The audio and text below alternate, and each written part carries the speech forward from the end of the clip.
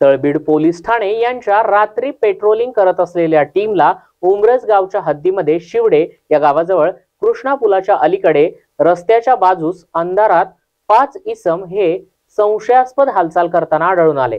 तात्काळ सहाय्यक पोलीस निरीक्षक किरण भोसले यांनी उमरज पोलीस ठाणे प्रभारी भोरे यांना संपर्क करून घटनास्थळी मदतीसाठी बोलवून घेतलं। त्या 5 संशयितांना घेराव घालून पोलिसांनी ताब्यातही घेतलं। त्यातल्या एकाला अंधाराचा फायदा घेऊन पळून जाण्यात यश आलंय। सदरील संशयित इस्मांकडे सखोल चौकशी आणि झाडाझडती केली असता 3 लहान मोठ्या कटावणी, 4 जिलेटिनच्या कांड्या, डेटोनेटर, लहान बॅटरी, हेक्सा ब्लेड, करवत, कोयता, ब्लास्टिंगची वायर, 2 मोटरसायकल असं एकूण 1,37,980 रुपयांचं सामान मिळून आलंय। सदरील इस्मानकडे सखोल चौकशी केली असता गेल्या 8 दिवसांपासून मसूर येथील हिताची कंपनीचं एटीएम सेंटर जिलेटिन कांड्यांद्वारे स्फोट घडवून आणून दरोडा टाकण्याच्या तयारीत असल्याचं सदरील इसमांनी सांगितलंय।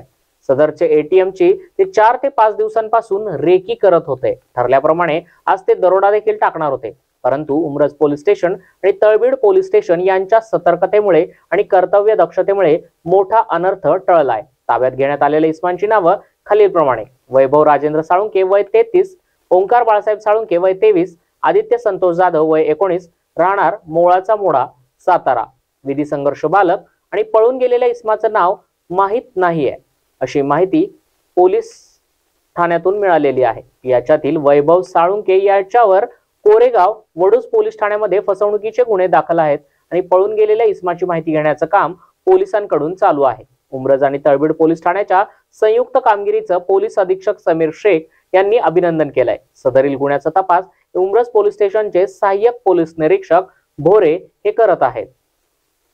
Hemant Patil, zoom on news, Satara.